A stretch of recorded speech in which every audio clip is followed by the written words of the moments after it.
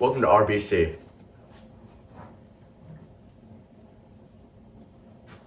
This segment is sponsored by Woodward Greens.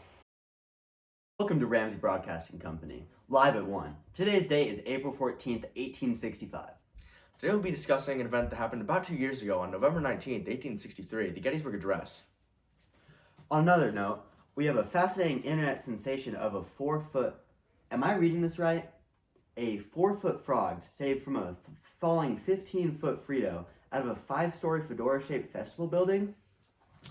Well, I guess you heard it here first, folks. Now we pass it over to Harry, live at the Gettysburg Recreation.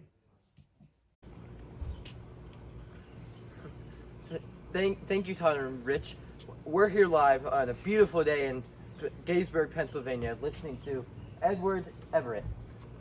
Due to copyright, we're gonna have to pan the camera this way. Now, after Edward Everett delivers his speech, we're gonna hear from our President of the United States of America, Abraham Lincoln.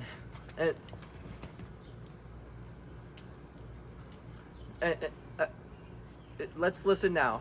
87 years ago, the founder of the United States established a new country based on freedom and equality. But the nation is now racked by civil war, placing its survival in doubt. Wheresoever throughout the civilized world the accounts of this great warfare are read, and down to the latest period of recorded time in the glorious annals of our common country, there will be no brighter page than that which relates to battles of Gettysburg. And now, friends, fellow citizens, as we stand among these honored graves, the momentous question presents itself.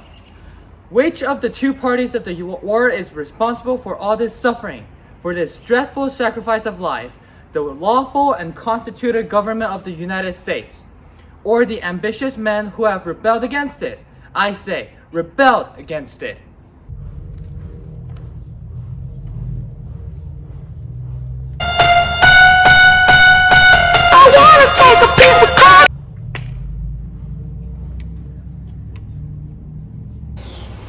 Fourscore and 7 years ago, our fathers brought forth on this continent and a new nation conceived in liberty, and dedicated to the proposition that all men are created equal.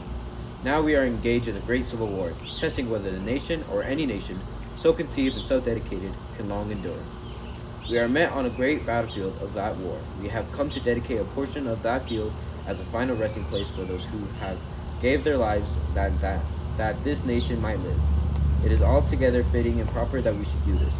But in a larger sense, we cannot dedicate, we cannot consecrate, and we cannot hallow this ground. The brave men, living and dead, who has struggled here, have consecrated it far above our poor power to add or detract. The world will little note nor long remember what we say here, but it can never forget what they did here. It is for us, the living, rather to be dedicated here to the unfinished work which they who fought here have thus for so nobly advanced. It is rather for us to be here dedicated to the great task remaining before us, that from these honored dead we take increased devotion to that cause for which they give the last full measure of devotion, that we here resolve that these dead shall not here have died in vain, that this nation under God shall have a new birth of freedom, and that the government of the people, by the people, for the people, shall not perish from the earth. I'm back, guys, and it's been about 2 hours, and the clouds are out now. That one right there looks exactly like the Pythagorean theorem. The clips you just saw were a couple key moments in the address. I thought it was so cool when Lincoln got on stage. I loved his words. And let's go back to the desk with Todd and Rich. Thank you, Harry, for that interesting story. Now on to Rich with some facts.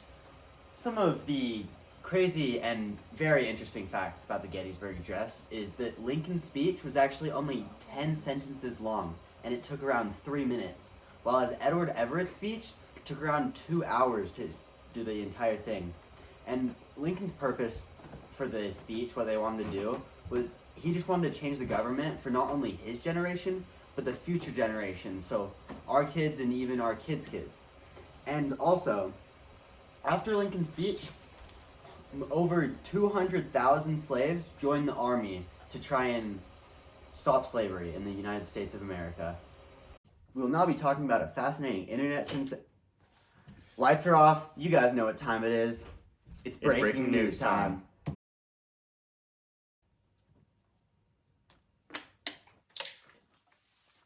Are we live?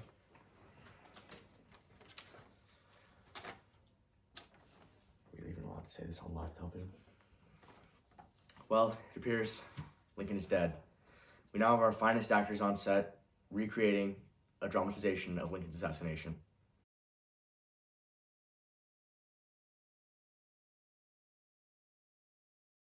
This is Abraham Lincoln, 16th President of the United States. He was loved by the North and hated by the South. He's notorious for ending slavery in the United States. This is Mary Todd Lincoln, Abraham Lincoln's wife. She was with Lincoln the day he got assassinated.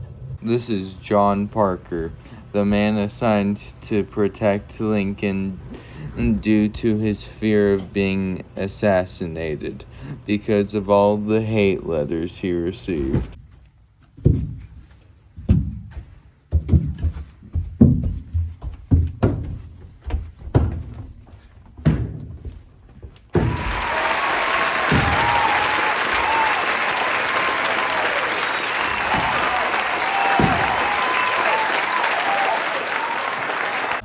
All right, Booth. This is George Elzerot, the man accompanying John Wilkes Booth the night Lincoln was assassinated. He was planned to kill Andrew Jackson, but he was too scared, so he backed out. What's the plan? All right, look at this. This is John Wilkes Booth. He was the main conspirator who previously attempted to kill Lincoln 6 weeks prior. He hired men to end the government that was not good enough in the eyes of the South. Although having previously attempted to assassinate Lincoln, John Wilkes Booth was still a free man and had another chance. This is where we start. We have to get all the way here to Lincoln, his wife and his bodyguard. You are going to go kill Vice President and his bodyguard. Boss, I didn't sign up for this. I don't want to kill anyone. Plans change, Mr. Howell. No, I don't want to kill anyone tonight, Booth. This is our last chance to overthrow the government. I'm done. I'm going to the bar.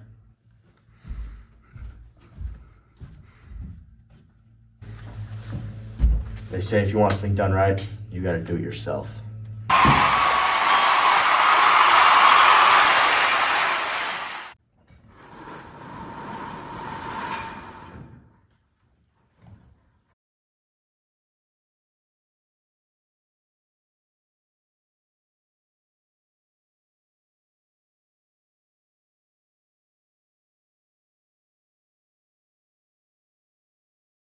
Two, one, go.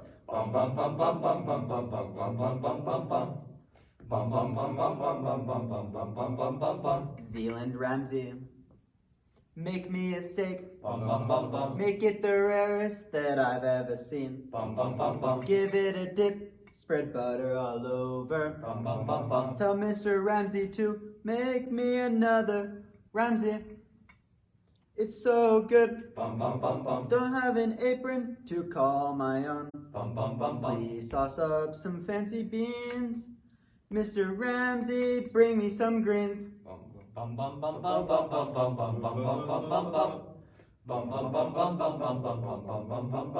Zealand Ramsay, make me a steak.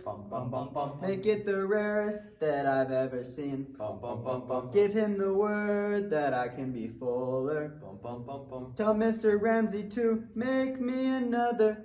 Ramsay, it's so good. Don't have an apron to call my own.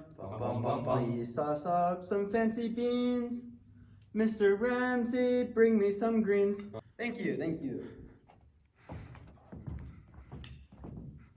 And now we have our intermission.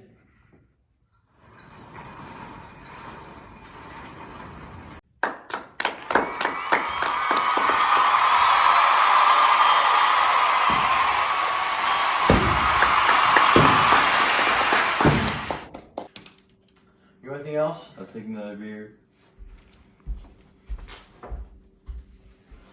So, You got anything? What do you got? Got it all, brother. Take the hardest thing you got. Shoot yourself. Told you I got it all. The hardest liquid, you nitwit. Take it back. Okay, buddy.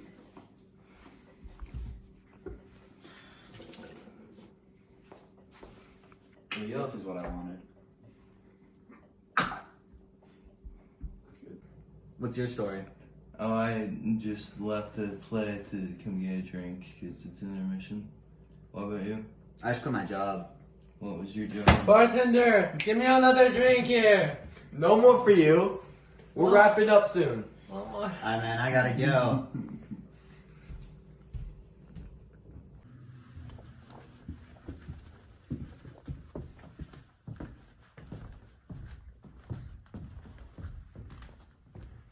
The South is avenged.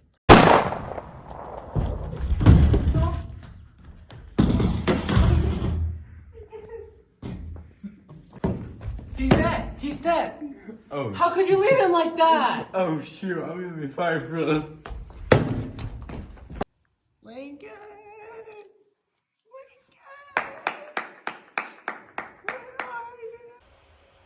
Let's have a moment of silence for our fallen president. It's been a moment. Oh, okay. Well, that concludes this segment of the news. Be sure to tune in next time where I won't be here, and Rich will be accompanied by Harry because I'll be in Dusty Depot getting those dubs. Toodaloo.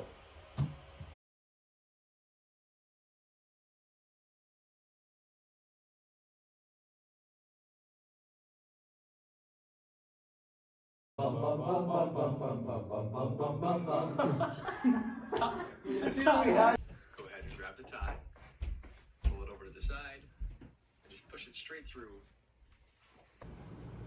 Thank you, Todd and Rich. We're here live on a beautiful pencil.